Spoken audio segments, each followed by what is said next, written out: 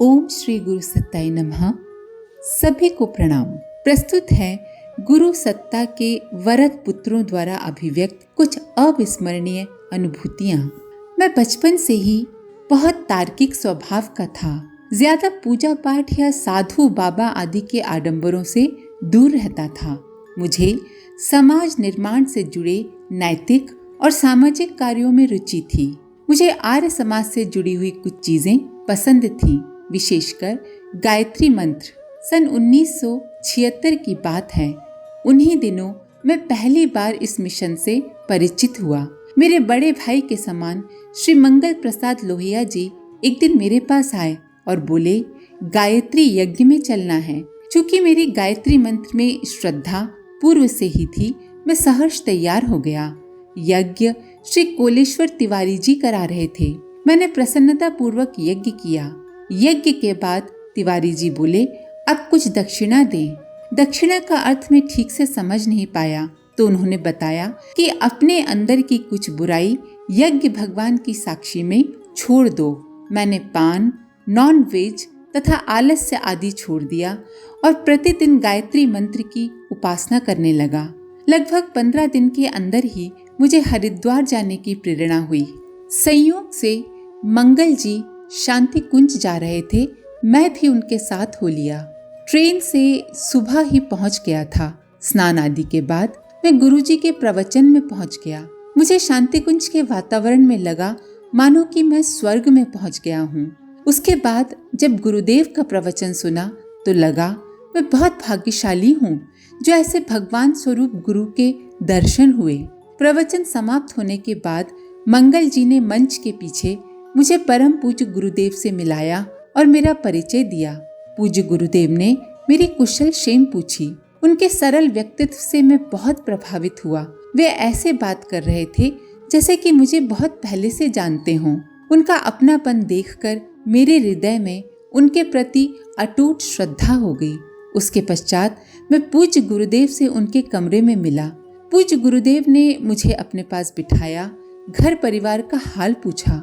मैं असमंजस में पड़ गया कि क्या उत्तर दूं। मुझे निरुत्तर देख वे बोले, तुम हमारा काम करो, हम तुम्हारा काम करेंगे। तुम्हारी दुकानदारी, बीमारी, परेशानी सबकी जिम्मेदारी अब मेरी है। बस तुम मन लगाकर हमारा कार्य करना।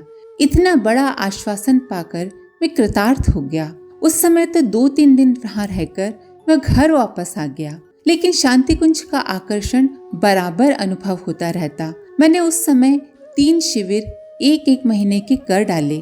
इस तरह से मैं किसी न किसी रूप में शांति कुंज हमेशा महीने दूसरे महीने पहुंच ही जाता।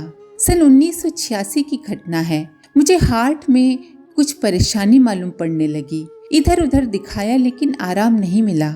मेरे मित्र अरविंद निगम जी को इस बात का पता चला तो वे तुरंत मुझे लखनऊ मेडिकल कॉलेज लेकर गए। वहाँ डॉक्टरों ने बताया कि हार्ट में प्रॉब्लम है। चूंकि इसमें दवा काम नहीं करेगी, इसलिए एक छोटा सा ऑपरेशन करना पड़ेगा। ऑपरेशन का खर्च लगभग 70,000 रुपए बताया गया। खर्च की राशि सुनते ही लगा जैसे कि पैरों के तले की धरती ही खिसक गई। मेरे पास 5,000 रुपए भी नहीं थे। 70,000 रुपए कहाँ से लाऊंगा? मैं घर वापस चला गया। मानसिक रूप से बहुत परेशान था। मेरी इतनी बड़ी हैसियत भी नहीं थी कि उधार लेकर ऑपरेशन कराता। वापस कैसे करता पैसे? ये मेरे लिए उस समय असंभव ही था। मुझे कुछ समझ में नहीं आ रहा था। अचानक मुझे गुरुदेव के वे शब्द याद आए कि बेटा, तुम हमारा काम करो, हम तुम्हारा काम करेंगे। तुरंत मैंने हरिद्वार जाने की व्यवस्था बनाई। शांति कुंज पहुंचकर डॉक्टर प्रणव पंड्या जी भाई साहब को अपनी रिपोर्ट दिखाई, दवा का पर्चा भी दिखाया। डॉक्टर साहब भी बोले, स्थिति तो ऑपरेशन की ही बन रही है। फिर मैं गुरुदेव के पास गया, उनसे सारी बातें बताई, रिपोर्ट और सारे पर्चे दिखाए। पूज्य गुरुदेव बोले, तुम्हें कुछ नहीं होगा, तुम्हें कोई बीमारी नहीं है, जाओ मन लगाकर काम करो, खूब साइकिल चलाना, तुम्हें कुछ नहीं होगा। कहते हैं ना, गुरु का वाक्य ब्रह्म वाक्य होता है। पूज्य गुरुदेव का वह वाक्य सचमुच मेरे लिए ब्रह्म वाक्य बन गया। मैं आज तक पूरी तरह स्वस्थ हूँ। मुझे किसी प्रकार की कोई परेशानी नहीं है। पूज्य गुरुदेव की कृपा से मेरा जीवन संकट बड़ी आसानी से टल गया। मैं उस परम सत्ता का बहुत ऋणी हूँ जिन्होंने मुझ अकिंचन पर अहेतुक कृपा की। मैं आज भी तन मन से गुरु कार्य में संलग्न हूँ। प्रस्तुति बिजलेश्वरी प्रसाद कसेरा, चौक बाजार, बलरामपुर, उत्तर प्रदेश। ये उस समय की घटना है जब मैं लखीमपुर में रहता था। क्षत्रिय परिवार में जन्म लेने के कारण मेरा खान पान उसी हिसाब से था। मेरे जीवन का स्वर्णिम समय तब आया जब लखनऊ अश्वमेध यज्ञ होने वाला था। रजवंदन का कार्यक्रम चल रहा था। गांव में प्रचार प्रसार हो रहा था। मेरे परिचित एक डॉक्टर साहब थे। उन्हीं के द्वारा मुझे इस कार्यक्रम की जानकारी मिली। मैंने गायत्री मंत्र से दीक्षा ली और घर में देव स्थापना भी कराई। इस प्रकार मैं नियमित गायत्री मंत्र का जप करने लगा। धीरे धीरे खुद ब खुद मेरा खान पान सात्विक हो गया।